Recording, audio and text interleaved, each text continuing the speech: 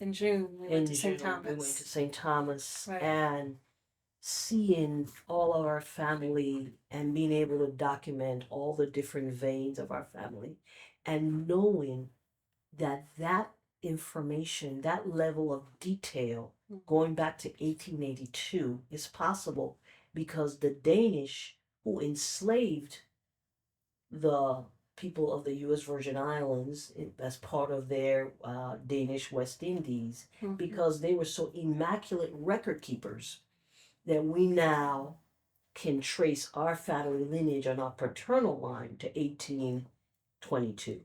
Right. So that just brought it forward for me because it made me think about many things about the fact that um, because of technology that we have now, that we're able to look at a broader essence of our family because of all the genetic testing that was done and how it's building a picture of our family that we didn't have. We had stories about, right, Yeah. but never that complete picture. And so there's been a sensitivity that's gone wider as it relates to the implication of slavery. And so, Mhm.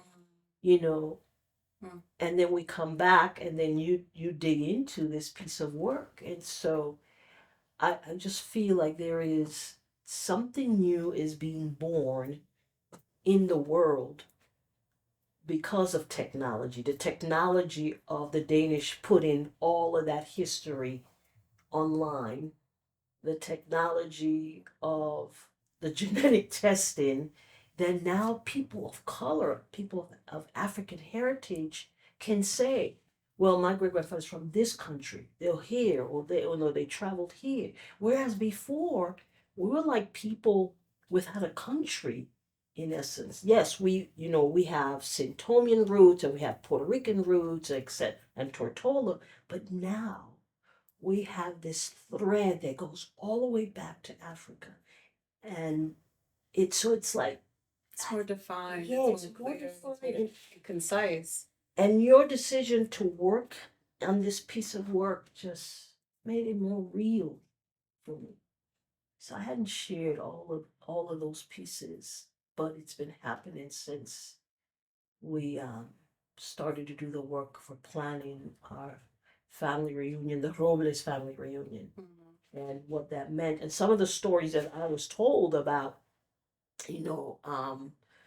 the lineage of folks that were of Jewish descent, and then that they found in the library, in the synagogue there, all of those things begun to take on more realness. And so now here we are looking at the implications of the transatlantic, transoceanic slave trade in on the lives of our neighbors, my husband and his family, your colleagues, just so it's really this piece of work has taken really depthful place for me. I didn't know we would get here, but yeah. So that's what's happened. So sorry. So for me, like when I've worked on public art projects versus like an art series for a specific gallery or museum, there I find there's different processes. Um, so what was hard for me? Not hard. It was just different, right? For me was that there was a point in the research um, where I felt like I was going more towards the research that I would do for a public artwork versus a series of artwork. Mm, mm, And it's not, and maybe it's not the research. It's actually because we had to go very broad with the research for this yeah, because my intention was to show layers, right, absolutely. layers of the way that imperialism and colonialism have infected. Sounds like I said infected, but it kind of has Hmm. infected definitely the US, but also worldwide to Yeah. a certain degree. Um, And so when it came to the actual application, there was one piece I think I told you where I realized after it was like inside of the spear was completed that it was more along the lines of public artwork. It was the way that I would have treated if I was specifically commissioned to do a public artwork around um, like Harriet Tubman and Frederick Douglass. And it's funny because I realized it, but I had to finish. I had to get to a point where I could like almost see it. And then I had to deconstruct it. Oh wow. Yeah. So which one of the It was the one on slavery. So it was from the lens of nurture versus nature. That one. I had to pull out the middle. And I thought that was really interesting. And I also one of the things I noticed about this one was that there was a point because we talk through titles, we talk through concepts, we talk through all this myriad of things, decisions. So this was the first series that I've really had to like push against your ideas. Did you feel that way? I absolutely did. Yes. And I had to roll back. Yeah. And because the thing about it is it like I said, it's the cumulative impact of what had happened before. Right. So I have an opinion on this issue. I mean a deep felt opinion. So I had to like, okay, doesn't want to do it. It's not a longitudinal look. Right. It was a transsectional look, right? Right. So while talking through, embarkment and crossing the Atlantic and and slavery and and emancipation, while doing that was important Absolutely. for how Talking we through do was the yeah. research. Yeah. But you I had a vision. I knew I did not want to do because from that perspective, I needed a larger budget. It needed to be like museum size show. Right. I needed a condensed Yes. Yes. spectrum. Yeah. And Yeah. I needed it to be vertical. Mm-hmm. And so it was really interesting. So what's interesting, sweetie, is I believe it's actually horizontal and vertical. Oh, you think? Yeah. Well, I mean, yeah. But the way that I'm showing, so yes, aesthetically it is, right? But the way that I'm showing the figuration and the very specific information is, I read it as. Yes, I get that. Yeah. I get that. Yeah. And that's a transactional piece. Like it's either that you are looking at what happened back in the 1800s and you're showing its relationship to the Absolutely. 21st century, and so there is, or I don't think you have any of that. Well, I guess you could, because you can read it depending on where the person starts to look at it. They could look at what's happening today and go down and see, oh, this is where this came from. Like the one that blew my mind was the one when we started talking about the slavery patrols. Oh yeah. And then we found the badges when people had to sign contracts, and so they took this thing that felt ugly, chasing down other human beings with dogs, etc., and they made it into a business. They did. It was like, here's your contract that you sign, and you wear a badge, and you have a position and authority to chase people, and and if they didn't want to come, you had authority to do other things, but you connected and then that. They connected to it in law because they made it so that they couldn't use the confines of religion to go against or give more credence to the life of the enslaved. Mm-hmm. They put it in law that you could literally kill the slave. I mean, it was. And you linking that to, we went from there to how you linked it all the way to policemen of today and some of the violence that's directed at blacks, African Americans, and other people of color. That in fact, that system that we have now still in place. Is still in place. It's just morphed. Yes. Yeah. And that connection was really, really important because it's kind of like this saying that say the more things change, the more they stay the same. Because the underlying premise of a group of people being less than is sustained and actually augmented all the way up. Yeah. And so that one was it was painful.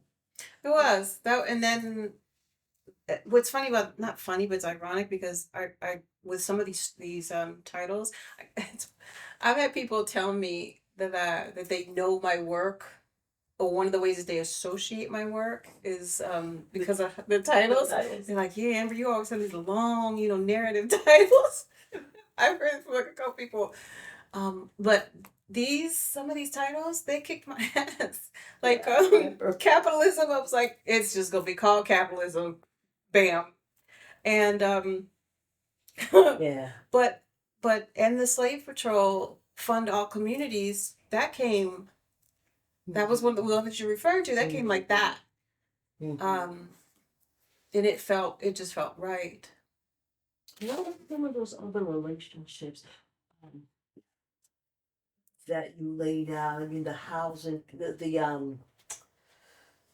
the economy one, the capitalism one, Right. was So really capitalism. So one of the things I did not know that I learned through this I guess layer of research that we had to do for this body of work was, I didn't know that I knew about how of course, redlining has affected communities in various ways. But I didn't know or I didn't remember specifically how, because I knew about the fact that that means that taxes, affect um, the taxing of workers, affects in specific areas in relationship to how much funding goes into those areas, to keeping the areas. I knew so that. it's really the income, right? Yes, I'm sorry. Well, yeah, you're taxing the people's income. And they're not, and their income is kept At a certain range. Absolutely, because they're less educated, they don't have options to explore all kinds of opportunities, and so Right. you are intentionally keeping a group of people within an economic range, and therefore the taxes that that community produces Is usually insignificant or not enough. Um, so, but I knew that it was also that also means that these specific areas are not getting government funding in the same way. So, for example, like areas in which do not have a lot of greenery. Um, and for the I guess for the average person, or just a person looking at that thinking, okay, well, what's wrong with that? Well, the problem with that is that it's in relationship to how much, how much, what is the word?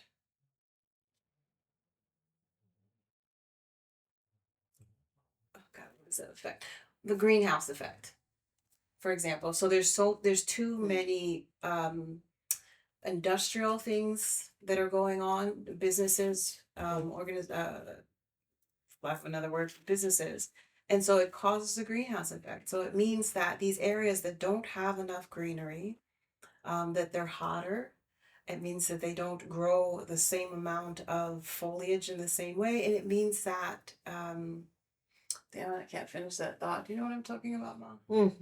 I do. I I'm can't trying to think of think how about the say it. phrase, but Yes. I get it. You basically that in fact when you keep a community's income at such a low rate, they don't generate the taxes, and those are the taxes that in turn provide municipal services. Right. Whether that's Department of Public Works, whether it's education, all of the services that are traditionally maintain a healthier community is through that tax income, and if it's not there, then it's not there, and so you don't see the benefits in that community compared to in other places. I get that. But it's a specific term that I can't think of. It's close to the greenhouse effect. But it Um, basically keeps those environments warmer, hotter, and less productive, less conducive to the well-being of those communities. And then if you then put industrialized facilities around, whatever spewing out of these industrialized facilities is then also eventually affects the land, the water, the growth, the babies of that community, and the rates of cancer and or other things that affect the just like literal ecological well-being racism, and that's and not the term. environmental racism. Thank you. Man, it took us a while to get there. But that's not even the one I mean, yes, I did forget that one, but I was describing it. But yeah, there's something else. It'll come back to me. But I had forgotten how important um the studies are, the information about, the ratio of trees, bushes, Mhm. but specifically trees, Mm. because it's not only that, um, the the greenery is cleansing the air, but it's also protecting the environment and the people from the sun. Absolutely. So yeah, that was definitely something that I was brought back into my attention, and just how much I love green. We love greenery, period, in our family. Plant lovers. Um, so it recontextualized it again for me, Mm. which I definitely appreciated more. Yeah, and it's really really important when you think about it. Also means that some of the land where the large African American communities means that that land is often contaminated, Exactly. and so it's any attempts to grow healthy vegetables, etc., is also mitigated. It's so pervasive. It is. Doing the research also helped me appreciate just how much how our those that lead our society want to talk people of color and continue to talk, act, react, and convince us that we are not part of each other, Uh, that we are not connected, that we shouldn't be reliant, that we're not one species. that we're not. I want to say, yeah, we're not one effing species, but yeah. Um, and then It's such a shame, right? When you think about it, Amber, how a woman, irrespective of her race and ethnicity, mhm. can nurse a child, no matter what race or ethnicity, Yeah, and and give it, birth to a human being, no absolutely, matter race or ethnicity. But yeah, that doesn't correlate to being treated as you would yeah, any human yeah, being. There's so many inconsistencies in this theoretic structure that they have in place or forced upon yeah. so many human When you beings. think about blood, so Right. if you need blood and I have how am I A positive, and you could, no matter what group you look like, where you were born, where you were educated, that my blood could save if you need A positive and I'm A positive. So it's a story It is. that has no relevance if you need a kidney. Now, clearly, there are some differences, right? Or that not may that do exist. Yeah, Um, like blood disorders right. or That's right. specific ailments that can happen, even based on where you were at, where your lineage of family Yes. was Yes. Think of brought. sickle cell anemia. Right. I can't remember the one that we have in Puerto Rico, but there's one that's been traced to Puerto Ricans, and there's several that have been traced to Jewish communities. So there are differences, But not in the way that would eventually subjugate us into these different groups, and then hence be a reasoning why we should treat someone lesser than the absolutely, other. those are creations That's of man. absolutely, That's yes, absolutely. yeah. So the thing is, it's like how how do you think that your work brings a different discussion or, you know, or a different perspective to what people think and Mm-hmm. well, even from the perspective of what do you desire your work to do in that area? Yeah, it's funny because when I was contemplating over the years how I would visually convey, or aesthetically convey this line of these threads of thoughts that I had, right? And factual information. I thought once I found the dog paper, the there was a point in which I was reluctant to use it. Do you remember that? Um, because there is a sensibility or a sentimentality around animals that sometimes is playful, that is that makes us humane, more humane, but it's also playful and it's not taken serious. When you see cute puppies, it almost like it relaxes you to a certain degree, and it takes you into this line of thought that might be playful. And I knew that I was going to be dealing with something, managing something, trying to convey something that's not playful. I'm Absolutely. very avidly serious about what I'm trying to convey. Um, so there was a little bit of hesitancy, and or how do I? How do you link those?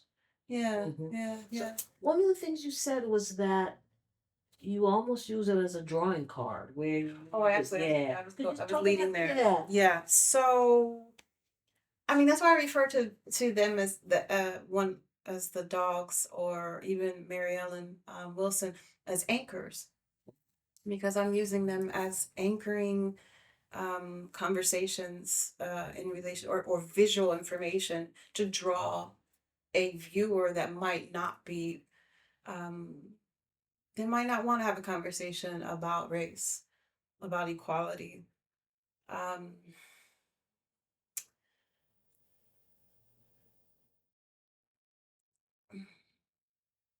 yeah, I'm using them as an anchoring situation to pull the viewer in, because there's no angst when you think about puppies. Yeah, something like that. And the truth of the matter is our inhibitions and uh, our get up and fight um, does melt away when Right. we're looking at animals and the joy that they bring and etc. And sometimes you need a window or a door to get Yes. into somebody else's soul and impact the way that they think about something. Um, so that's absolutely an ingenious technique, definitely. Um. Yeah. But I did feel like I was taking a risk, and that was an interesting feeling. So the whole work is taking a risk, all of it. Yeah. Yeah. Yeah. Hmm. Because it's not fanciful, and I'm not denying or making a side comment about art as fanciful, because I think art can be whatever we need. Mm-hmm. And that's the beauty of, to me, of producing art, right? So that I can look at something, cartoons, the way they're using art, and find joy in that, and know that I can step up and continue to the places where I allow art to come into my soul and impact the things that need to change, the things that I'm afraid of, things that I need to address. And I think that this is an opportunity in the way that you structured the work to do that, to invite people to come in, just come and allow yourself to have this experience and understand what we've created. Mm-hmm. You know, you notice how when we were talking, we were sitting on the floor and you were painted, and then we started all these conversations. And one of the conversations I said to you is that, I have seen more leaders of African countries Oh, and yes.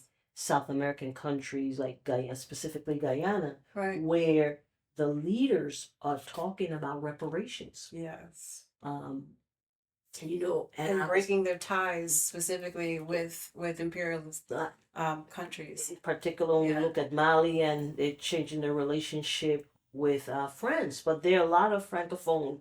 In fact, there are more countries that are been under the and still are under the French flag Mm-hmm. as a result of colonialism. And look how many years we have countries, people Mm-hmm. dominated by a country that's way off in Europe, and that in fact keeps their money in their national bank and has a whole lot of control about what the language, the official language of the country is, who they have trade with, where their money is held, Mm-hmm. that their military has to be educated back in France, and that in France is not the only one, but they're really their reach is extensive. But I was talking about reparations because here too, for me, Amber, I had never heard, and I'm not saying it hadn't happened, but I had Right. never heard um, other people who were Black or of African heritage talk about reparations. The only people I'd heard was African Americans, right? Mm-hmm. They were loud and they were clear about reparations, Mm-hmm. right? And it's like, to me, they've been leading the discussion on many things, the impact of colonialism, etc. And then to hear very clearly People. it coming from Guyana, it coming from Ghana, and it coming from other places where other people of from Africa directly and of African heritage are saying, no, this is serious. Yeah. It's not only about you returning our artwork, but it's also about some recognition that you have stolen our labor. And they say that a man is due the fruits of his labor. In this case, men and women are due the fruits of the labor. But Yeah. so the context there's a different context. There's more opening up. I hear more and more. Um, and I'm wondering, like, are you planning to have the work tour? Like, how will you position your work so that it can take its position in this reverberation? Any thoughts about that from? So my first reaction is is of course that is what I want to happen, in the sense where it would be wonderful. I think I created two bodies of works that I would specifically want to be used in that way, and that was Successions Traversing U.S. Colonialism and and this series, because it's not necessarily only about who is creating the work, right? It's more so about who I'm speaking to and for and with, within these bodies of works, right? And the overall impact of how these nations, how they have taken their power and just truly abused through centuries millions of people, right? Um, so and I wish that could just happen like that, because I created them go off into the world and be used as tools, aesthetic and or informative tools. So that's a work in progress. Yeah. But as far as my intention, absolutely. And even if they do end up being, 'cause some of them have actually all definitely been sold to individual homes, right? Or individual collectors. But even in that smaller context, I think I want all my work to stimulate conversations Mm. about growth and future perspectives, and how do we continue to evolve. Um, even down to like the large scale sculptures. People. I've seen people be drawn to those based on the patterns, what do you call that? The dense materials, and the color itself.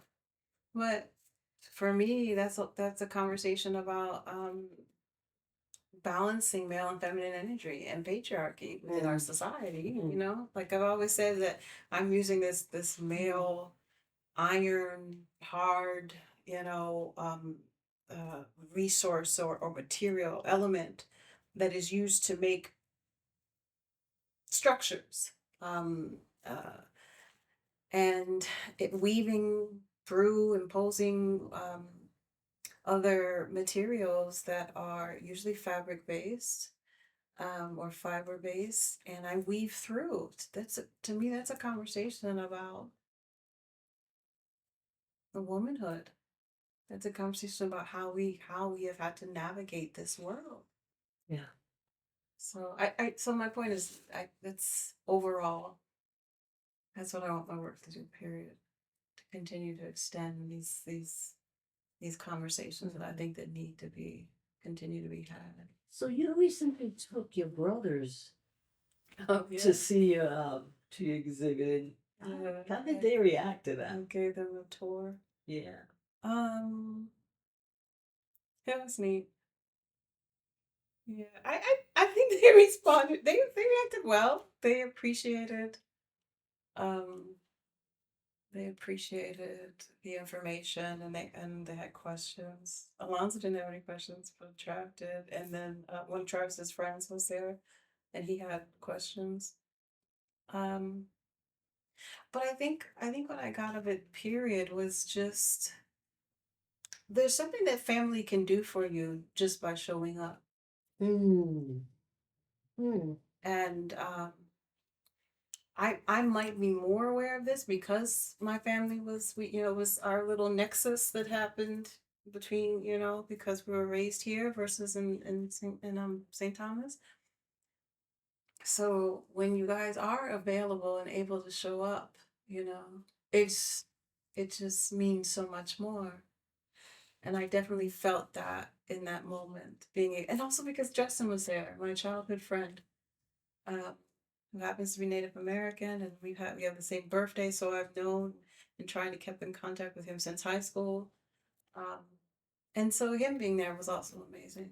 But overall, it's just this feeling that you're being supported, and you're being listened to and heard by people that love you.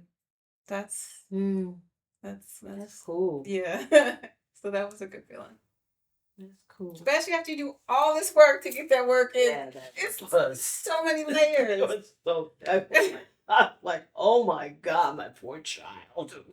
I, I was thinking, what got into you? Remember, I was like, well, why do you have to do all these pieces? I was like, it was so funny. And it was only 6 this time. I usually do like 12 in a series, 8. Oh God, Right. forbid. Yeah.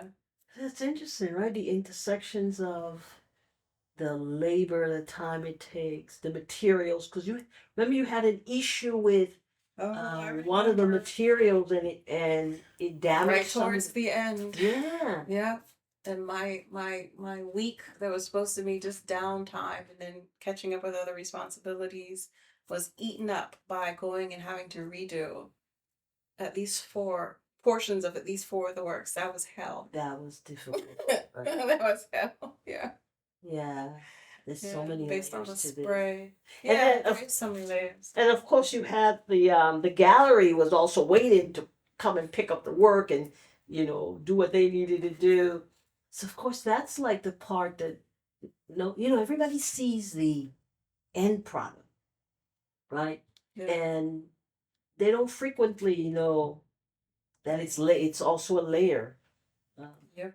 to get everything in the gallery and up, and then of course the gallery's working on the invites and the music and the snacks and the Yeah. yeah.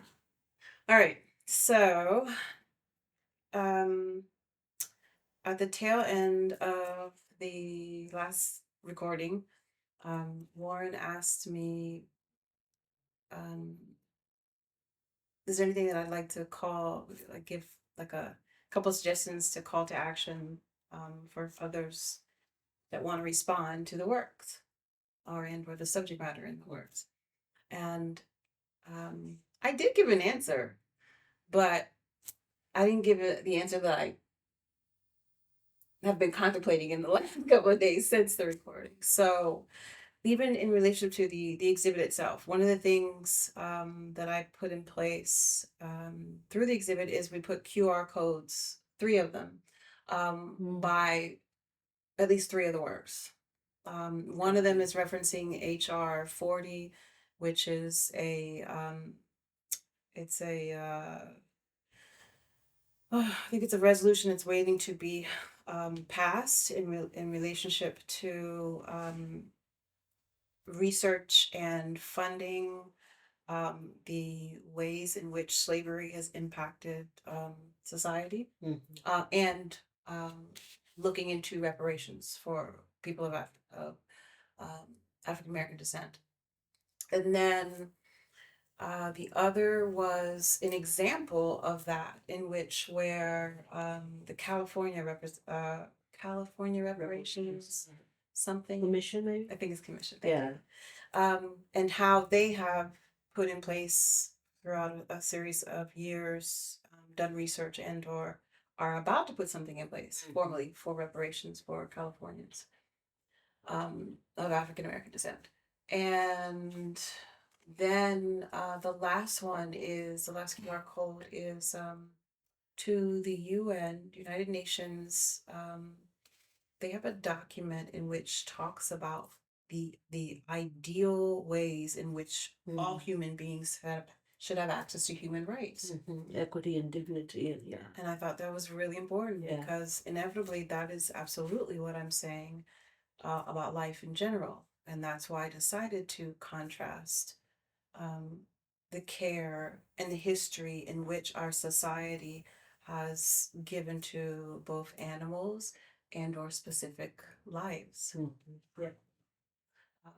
So then I wanted us to kind of riff a little bit about what are the ways.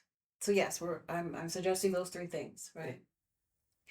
But I know that it's not just like even just when our society decides to give reparations to people, the descendants of people that were enslaved, just like they have given to other communities of other color when they have done wrong to them. The money is not going to fix it alone. Yes, absolutely. And that's why the last work in the 6-panel series in this series is called What We Are Owed, Reparations and Restoration, because there's restorative work that needs to happen. And so one of the time, like, because I've had people ask me in talks specifically after I created Successions Traversing U.S. Colonialism, because I'm talking about in that body of work, I'm talking about the ways in which the U.S. government has wrongly treated its U.S. citizens that live in the territories. And I often say in response, if you are, look at your environment, look at the ways in which the people around you, whether it's at work, family, social, and if they all look like you, consider why. Or reconsider some of the ways in which you engage with the world around you. Consider traveling more, consider learning about another culture, learning another language, because part of the ways in which society, because yes, naturally we tend to gravitate to people that look like us, but we don't live in a world where people that only look like us and or act specifically like us. And so I challenge people or suggest, especially if you are in your work environment, if you are in social environments, and each time it's still only a representation of how you appear in the world. Yeah, volunteer someplace. There's a line of, yeah. So I'm gonna stop there. Yeah. And I ask you if you have any. Yeah. So as you were talking, Amber, I was thinking about how this ban on books impacts, right? It's like, there is a question that there is an issue that's a dilemma that's been posed by your work or any work of this magnitude and this impact and the concept of reparations, right? Which is saying we're asking the people who are living now to restore, address the problems that happened in the past. Mm-hmm. And if they had happened in the past and stayed in the past, there would be no need for Right. reparations, right? The real issue is that those problems that happened in the past, in fact, continue to show up in the present. And if we don't do something about it, they'll continue to show up in the future. And so, as long as there are people benefiting from Yeah. this system, this structure, then there has to be continued reparations and continued education. So that's where the problem is with the banning of the books, right? Because unless you understand how that system continues to today, then your question will be, well, what am I restoring? What am I How is this repairing? relevant to me? How is it relevant my to life? me? Because I have, so that's the problem, is a bigger problem about the banning of the books, because we're and saying that we're not going to have African American history in universities or all of those other implications. So it'll come to a point where people will say, well, I'm not paying any reparations or whatever because there's no reason for it, because you've taken away all the documentation that shows the reason for it. And so Access for to me, history. absolutely, Right. that's one of the biggest issues that we have to address. That and access to real and unbiased news. Yeah. Because it is, versions of it are happening. I mean, look at when Trump implemented those immigration laws, those new immigration boundaries or rules, and put how many hundreds of thousands, well, definitely thousands of Mexicans and their families or children in camps, in literal cages. Yes. So the thing is even if you are not, if you are a descendant of somebody that has once and or the same race as someone that has once enslaved another race, right? The thing is, versions of this are still happening to other people of color throughout the world. Now, you may not have been complicit because you weren't alive at that point, but you are alive now. Right. I'm alive now. Right. You're alive now. And these things are still happening. Yes. And so you're either in some way benefiting from what happened, or you are in fact the continuing damage or repressed or inhibited. Because silence is also dangerous. Yeah. It's and violent. I remember a piece that can show this very clearly. Blew my mind. Remember when we were talking about that the insurance companies, many of the insurance companies that exist now, had their beginnings in insuring slave ships. Yep. And insuring slave cargo. Yes.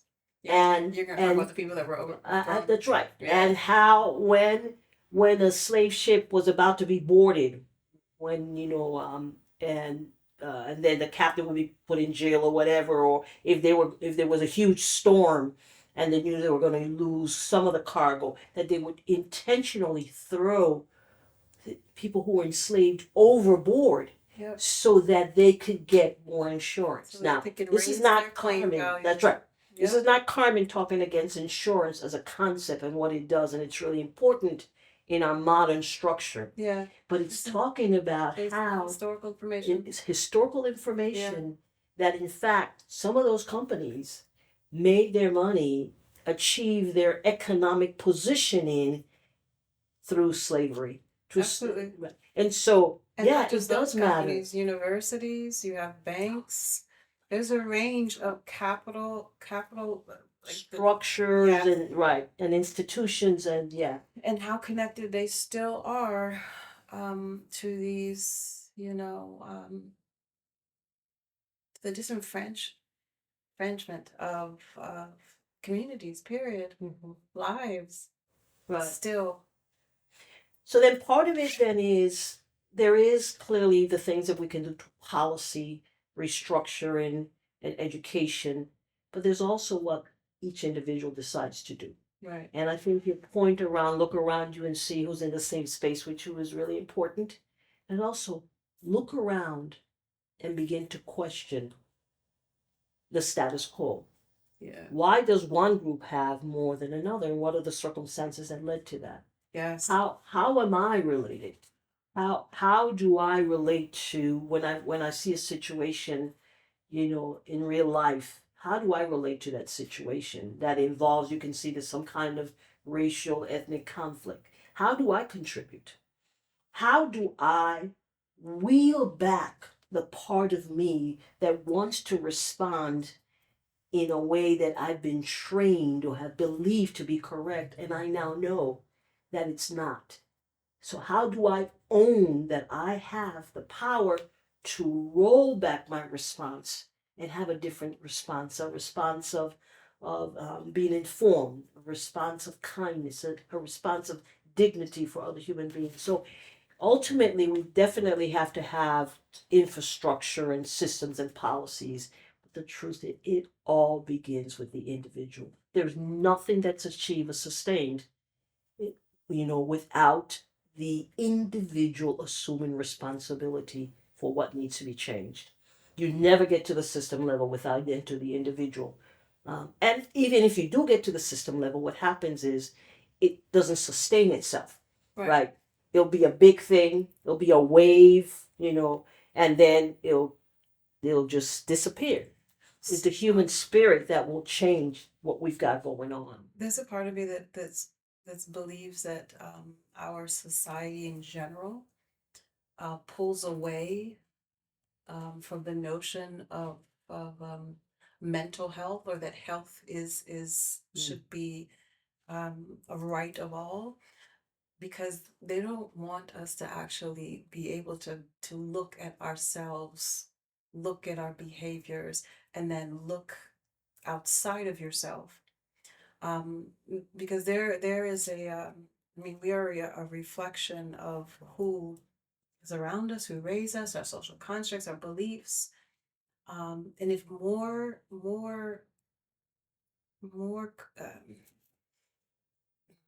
especially the US, I just totally believe that they don't want people to have full mental health or even access to mental health. It would mean that more of us would be insightful.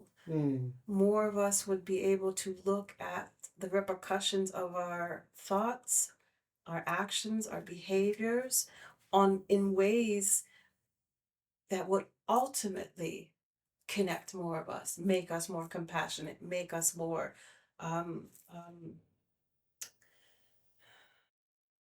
Compassion. yeah, yeah, and accountable. And accountable, yes.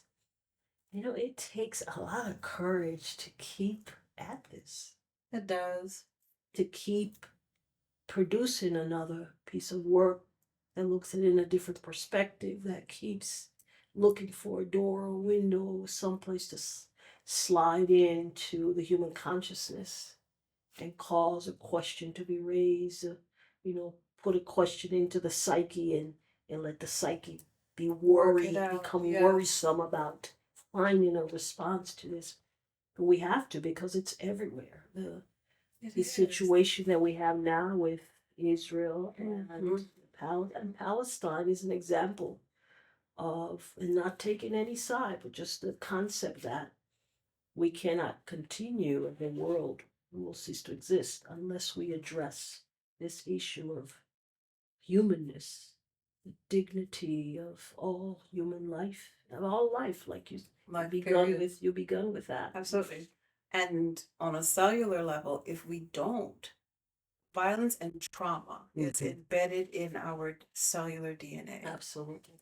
And that's a human trait, and if you research whatever, you'll find, scientific research to support that.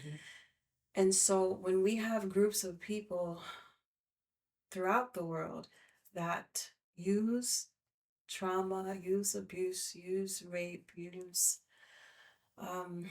violence to infringe on other people's reality, Mm. their well being, their connection to resources, their lives in general. That's embedded on both sides. It is. It is. It's embedded on You those that cannot you are cause pain torturing, without, yes. and it is embedded in those that are the torturers. Yes, it is. And that just is. And that's where I want to leave that.